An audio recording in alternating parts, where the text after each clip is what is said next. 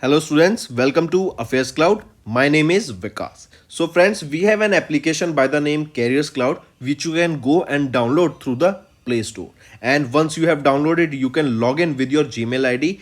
And why I am suggesting you this application, because this is the one-stop solution for all the current affairs. This is the best of the best application and the platform where you can enhance your learning through help. Here you will be provided with multiple courses. Here you will be provided with multiple options of quizzes, and even you will be provided current affairs on daily basis. PDFs and quizzes will be provided to you on daily basis, both in Hindi as well as English. Here you will be provided current affairs with weekly basis and monthly basis also. Here remember, once you have done watching our video, then you can log in through this application, take out the PDF, read that PDF and go through the quizzes. That will enhance your preparation. Same you have to do for weekly and same you have to do for the monthly also. In monthly you will be provided with the top 100 important questions PDF and video also, that will enhance your learning, and it will be a very beneficial and important video for the revision perspective. And not just this friends, apart from this we also provide you banking and economic questions. We provide you state current affairs such as of Uttarakhand, UP, Tripura, Telangana, and many more. Not just this, apart from this, we also provide you topic wise current affairs, and the topics that we are providing you are really important. These topics are such as national affairs, international affairs, important days, sports, defense, science and technology, apps and web portals, obituary. These are the important topics that are being asked in various exams across India. So these are the topics that are must and should be covered and will be beneficial for the preparation of the students. Hello everyone. So in this video, we will be discussing important current affairs for 3rd January. The session will be quite interesting, so do pay attention till the end. Let's start. First, tenure of PLI scheme for automobile and auto components has been extended by how many years with partial amendments? First of all, this PLI scheme. This PLI auto scheme, this was approved by Union Cabinet in September 2021. Right? This was for a period of 5 years with a budget of 25,938 crore rupees. Correct? And the main aim of this PLI sector or this PLI scheme was to boost the manufacturing, of automotive technology products. That is your advanced automotive technology products. Basically, to enhance the manufacturing of this sector, this scheme was launched for 5 years with this budget in September 2021. Correct? Now question asked here is that this scheme has been extended by how many years recently? So this was launched for 5 years. Now it has been extended for 1 more year, that is extended by 1 year. Correct? This was starting from 23-24 and was ending in 27-28. Correct?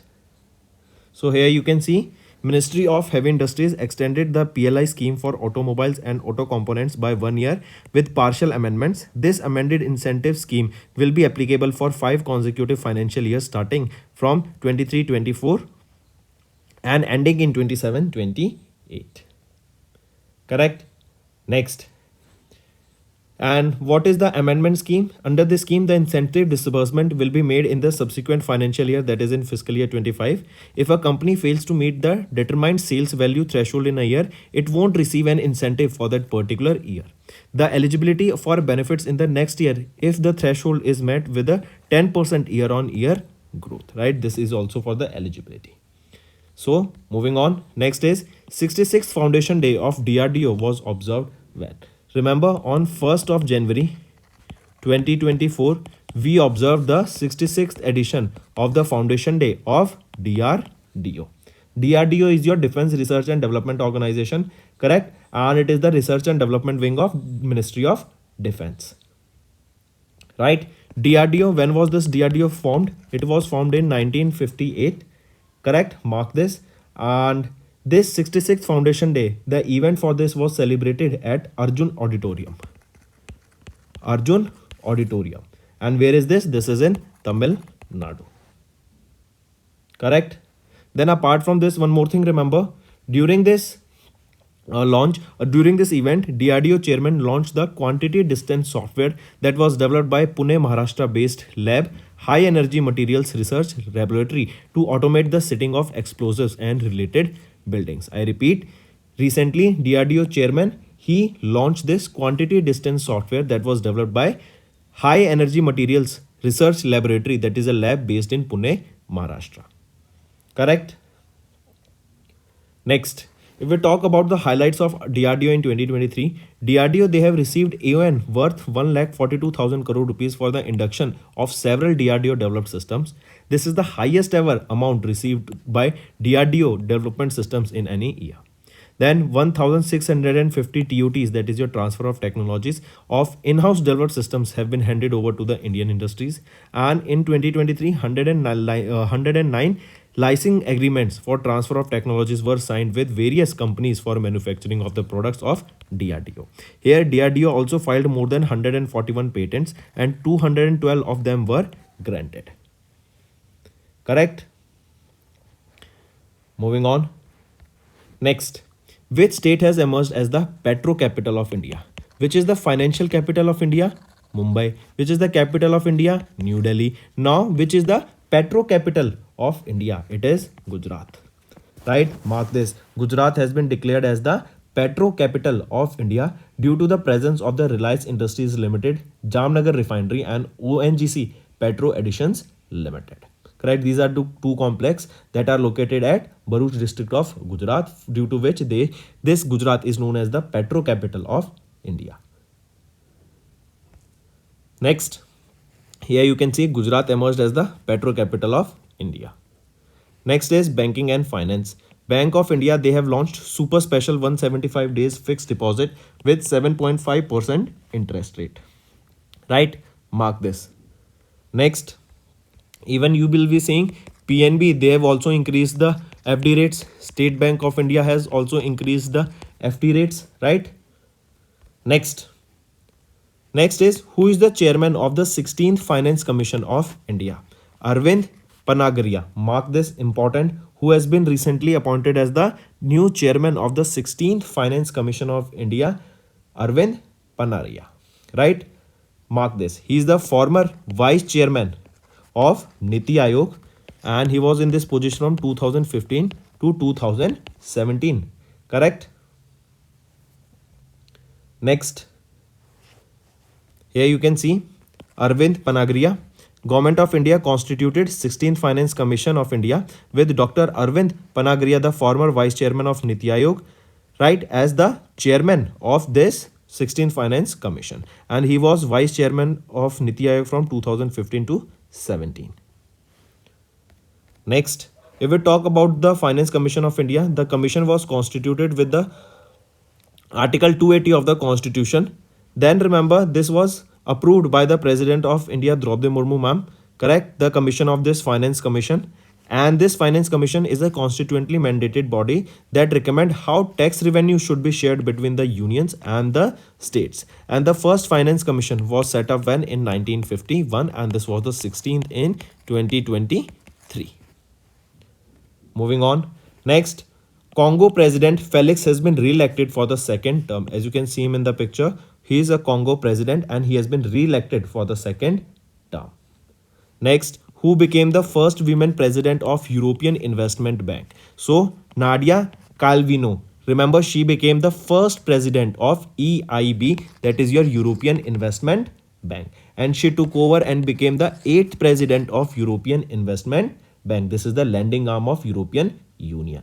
She will succeed whom? She will succeed Werner Hoyer. Werner Hoyer is of Germany and he held the position of the president of European Investment Bank since 2012 and now she was the 7th and now who became the 8th? She is Nadia Calvino, as you can see her in the picture. Right? Where is the headquarter of European Investment Bank? It is in Luxembourg and it was established in 1958. Next, Tata Power acquired how much percent stake in Bikaner Special Purpose Vehicle? So Tata Power, they have acquired 100% stake in the Bikaner special purpose vehicle. Here you can see this is your Tata Power. They acquired 100% equity stake in Bikaner third Nimrana second transmission limited, that is a special purpose vehicle for 18.6 crore rupees. Correct? Next, which space organization launched first X-ray polarimeter satellite to study black holes and neutron stars in space? This was launched on 1st of January 2024, and remember it was by our space organization ISRO, country India.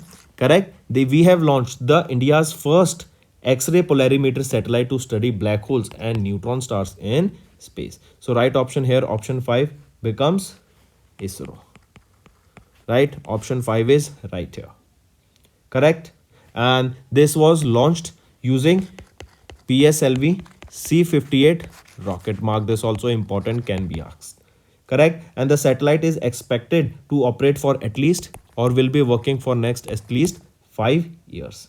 With this, remember we saw that this was the India's first, right? But also India became the world's second country to launch such kind of a mission. Before this, it was USA that launched to become, and remember USA was the first to launch a satellite to study black holes and neutrons, and now India became the second country to do the same. Then who is the chairman of ISRO? S. Somnath. Where is the headquarter of ISRO? It is in Bangalore, Karnataka. And when was it established? In 1969. Moving on. Next, here you can see the mission aims to study various dynamics of bright astronomical X-ray sources such as your black holes, neutron stars, active galactic nuclei, pulsars, nebulas, etc. With this, India became the second country, and which is the first? USA. If we talk about ISRO, S. Somnath ji is our chairman, headquarter Bangalore, Karnataka, and it was established in 1969. Next, we are talking about sports and 2023 World Blitz Chess Championship. Here, Norway's player and world's #1 Magnus Carlsen has won his 7th title. Correct? Mark this, in the World's Blitz Chess Championship. And Russia's Valentina Gunia, she won her second title in the women's category. Who won the men's category? Won by Magnus Carlsen, and women's category for the second time was won by Russia's Valentina Gunia. Here you can see Magnus Carlsen, who is the world's #1 player and the winner of his 7th title of World Blitz Chess Championship. Right, here you can see Magnus Carlsen finished in first position, Daniel Dubov on second, Vladislav Artemiev on third, and in women's category, Valentina Gunia secured first position. Next is obituary. Indian American academician and Padma Bhushan awardee Professor Ved Prakash Nanda has recently passed away. I repeat, Padma Bhushan awardee Professor Ved Prakash Nanda, an Indian American academic and expert on international law, recently passed away in Denver, Colorado in USA. Correct? He was born in 1934 in Punjab, British India, now that is in Pakistan, and he was honored with Padma Bhushan in the field of literature in 2018. Next is books and authors. Kerala governor has launched the book named Ram Mandir Rashtra Mandir Ek Saji Virasat. I repeat, Ram Mandir Rashtra Mandir Ek Saji Virasat. This is the name of the book that was recently launched by Kerala Governor Arif Muhammad Khan. Book name is Ram Mandir Rashtra Mandir Ek Saji Virasat. Correct? And this was jointly written by Geeta Singh and Arif Khan Bharti. The book launch event was held where at Rang Bhavan Auditorium of Akashvani in New Delhi, and the book explores the profound influence of Lord Ram, not only in India but across Asian countries. Next is the Tamil Nadu's Chief Minister M.K. Stalin has released a book that was titled Mahakavithai by poet Vairamuthu. I repeat, recently Tamil Nadu's Chief Minister M.K. Stalin released a book Mahakavithai, that means great poem, written by poet Vairamuthu at the event held in Chennai, Tamil Nadu on 1st of January 2024. Correct? The event was attended by former Union Minister P. Chidambaram, and this book Recently, this book written, it covers a wide range of subjects that includes genesis of universe, planet Earth, the functions of five elements, climate change and their impact. Next is state news. Recently, Kerala's Chief Minister Pinarayi Vijayan have launched K-Smart application to offer digital access to local government services. What is this? K-Smart stands for Kerala Solution for Managing Administrative Reforms and Transformation. So this K-Smart, it was launched by whom? It was launched by which state? Kerala. Who is the Chief Minister of Kerala? Pinarayi Vijayan, and he launched this K-Smart application. This will offer various digital access to local government services, right, to help the customers. And here 35 different modules will be provided, and these modules will include services such as your registration of birth certificate, death certificate, marriage, business licenses, property taxes and various other services. Correct? Next is Durga Shankar Mishra, as you can see him in the picture, has been reappointed as the Chief Secretary of Uttar Pradesh. I repeat, Durga Shankar Mishra was reappointed as the Chief Secretary of Uttar Pradesh for the third term from 1st of January to 30th of June 2024. DS Mishra, a 1984 batch UP cadre IAS officer who was initially set to retire on 31st of December, was appointed as the Chief Secretary of UP with 1 year extension of service.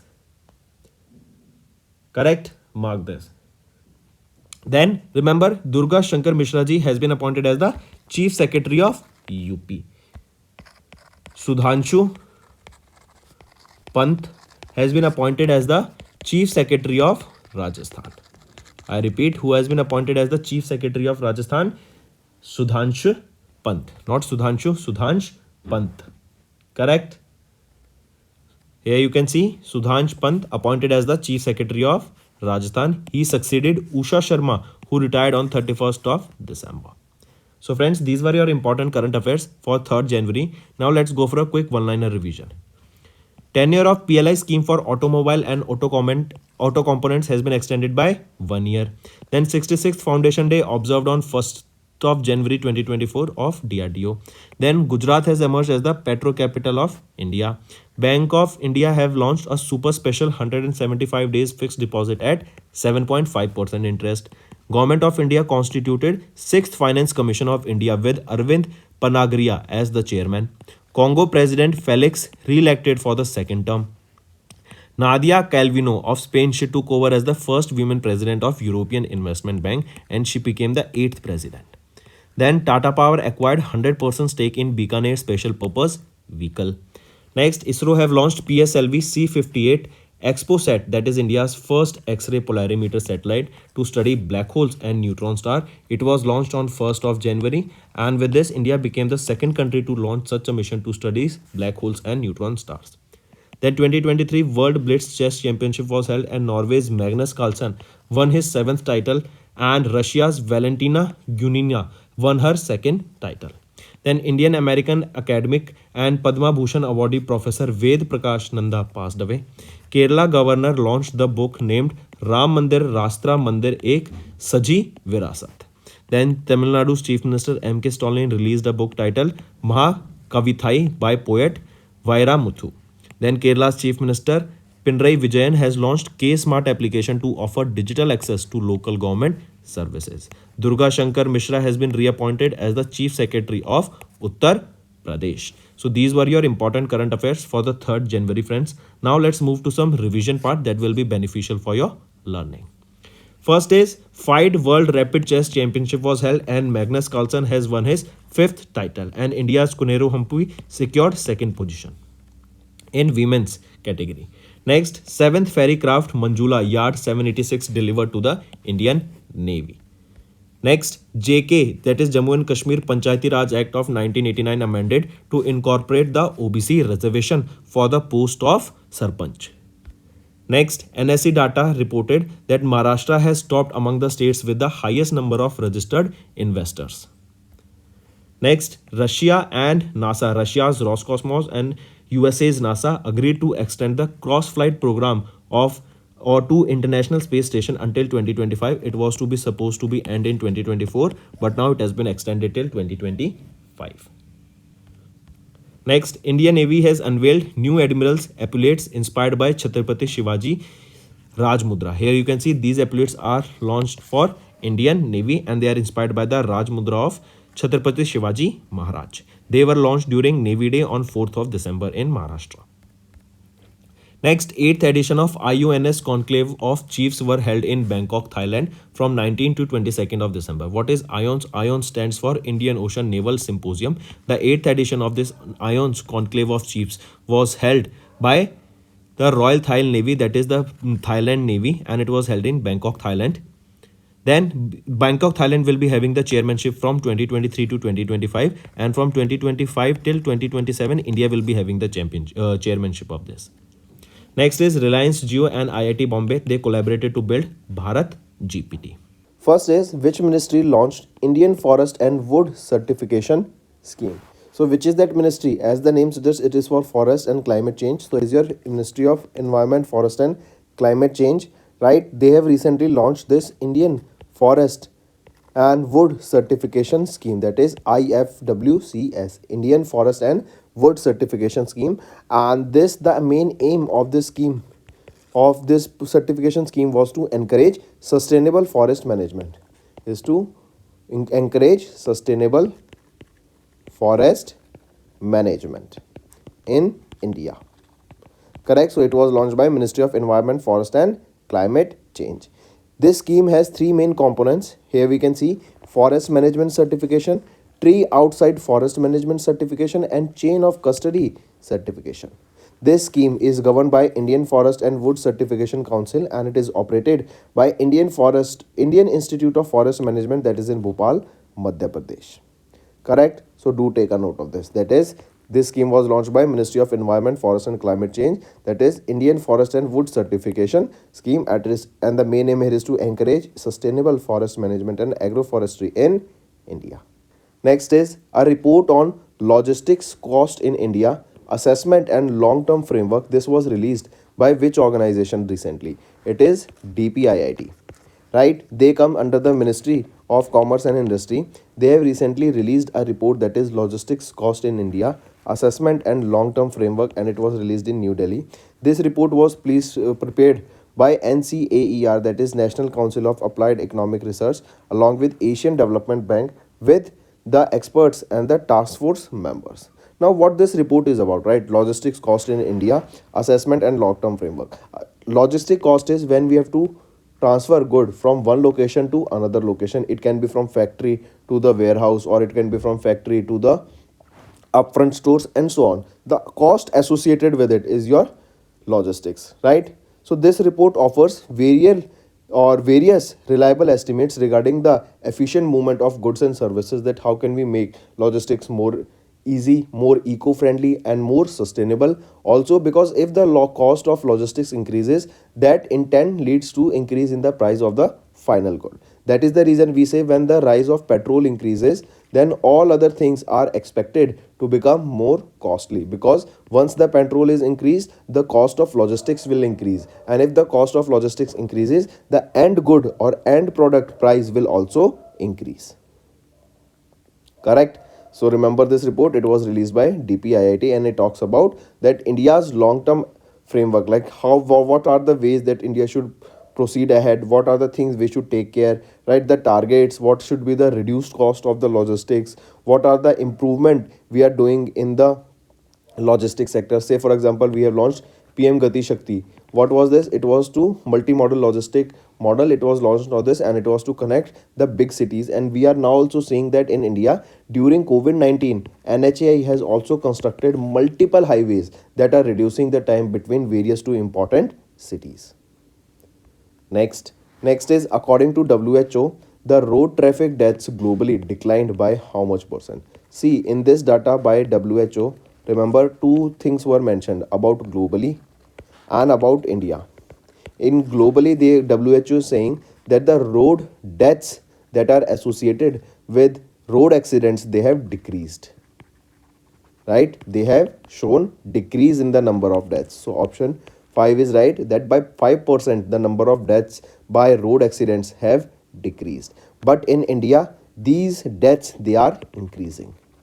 right? So we can say, or the WHO stated that globally the deaths are decreased in the last 10 years framework, that is from 2010 to 2021, but in India the number of deaths increased, right? Mark this. And this was the fifth edition of the report that was prepared by WHO.